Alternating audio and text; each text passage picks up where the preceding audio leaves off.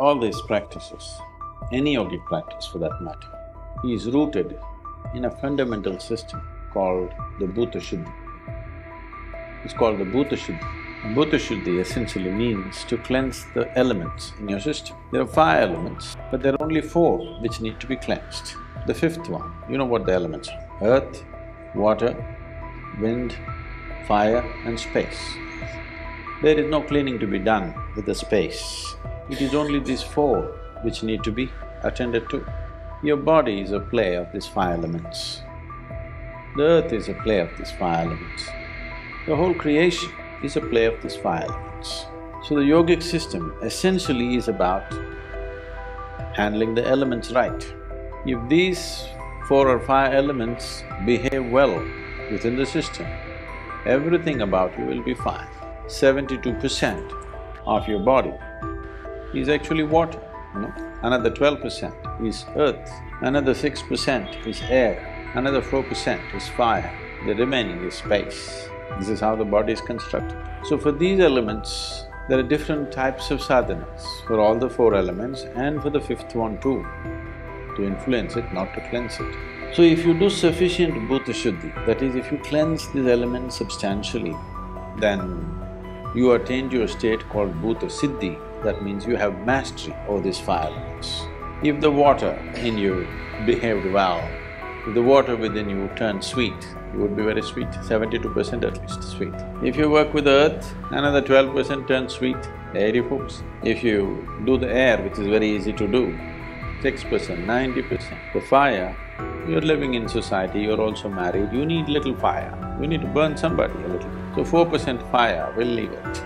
The remaining 6% is space. Only when you want to do Bhuta Siddhi, it becomes relevant. For Bhuta Shuddhi, it is not relevant. 84 is a significant number in the way the creation is right now. Now, you don't have to believe this, but this is our inner experience. In our experience, this is the 84th creation. 83 times it's happened and demolished itself. This is the 84th time. It will happen for 112 times, and the final one that happens will not be physical in nature. So it is based on this that you have 112 chakras and 84 are the most important, and there are 84 asanas in yoga. The basic asanas are 84 in number, because when you want to do Bhuta Shuddhi, you want to cleanse the elements. What are you cleansing it of is the previous memory. If you look deep into the system, you will see the memory of everything. The way this existence happened is right here. If it was not here, certain things could not have been said in the past. Before, always in the yogic system, we've been saying, the cosmos is ever expanding. Have you seen the symbol, the saligram symbol? That is the symbol of an ever-expanding cosmos.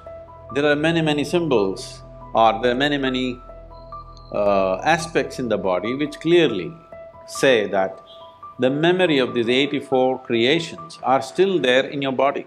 It is there in every atom in the existence. So what you're trying to cleanse is, you want to cleanse it from the memory because this memory binds you. This memory gives you a sense of belonging. At the same time, this memory binds you, it doesn't let you go. Say whether you like it or you don't like it. Your great-grandfather who died long time ago is right now living through you in some way, at least in the shape of your nose, the way you think, the way you sit, the way you stand, isn't he?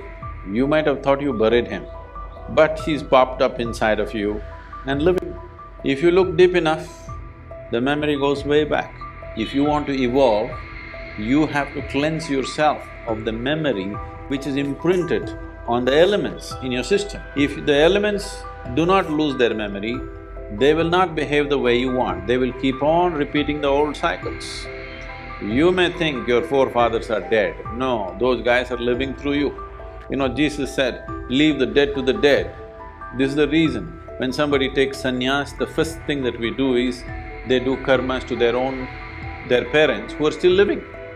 The intention is not that they should die, the intention is you want to cleanse your memory. You don't want to be influenced by your genetics, because if you're influenced by your genetics, you'll just become a cyclical process, you will not go anywhere. What you and almost every human being is suffering is what is causing pain to them, what is their misery, what is their suffering is just this.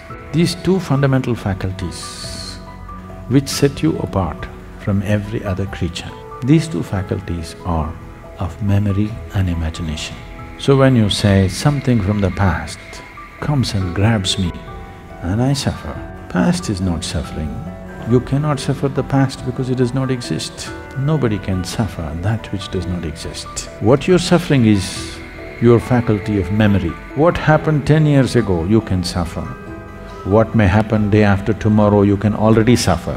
This does not mean that you're suffering an yesterday or a tomorrow, that's out of question. What you're suffering is your memory and your imagination.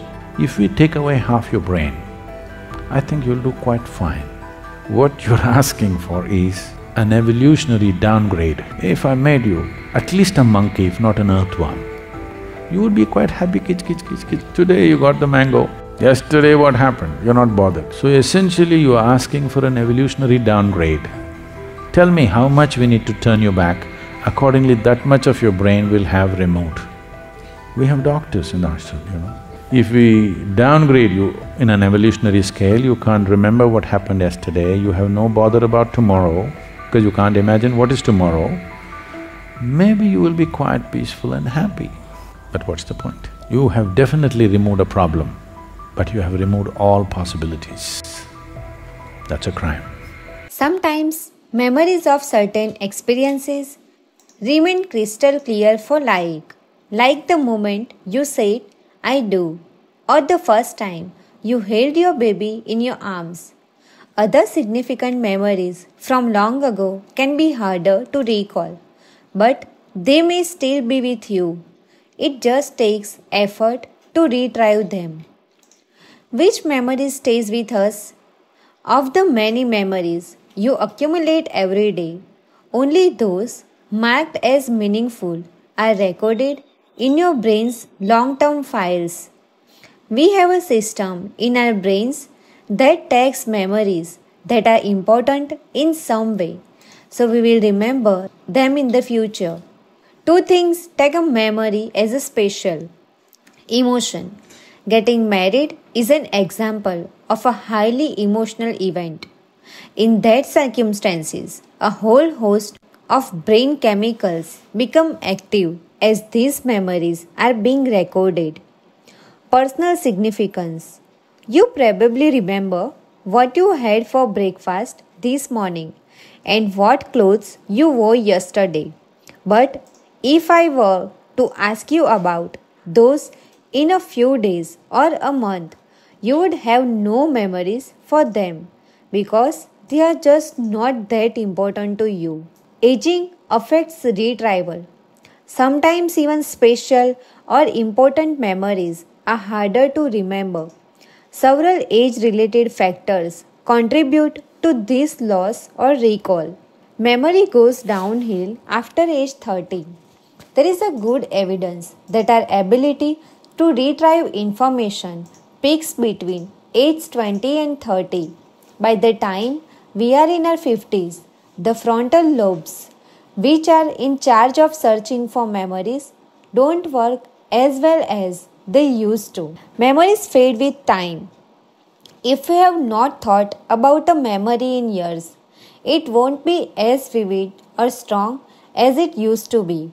By not revisiting the memory, you are telling your brain it's not important, and other memories might be laid on top of it. We need help to jog our memory. When we are younger, an internal cue, just thinking of something, can help retrieve a memory. But when we are older, we rely more on external cues to retrieve memories, like a sound or an image. Cue the memory. To reactivate an old memory, you must think about the senses that were engaged as the memory was being recorded. That is because as you experienced something special or important,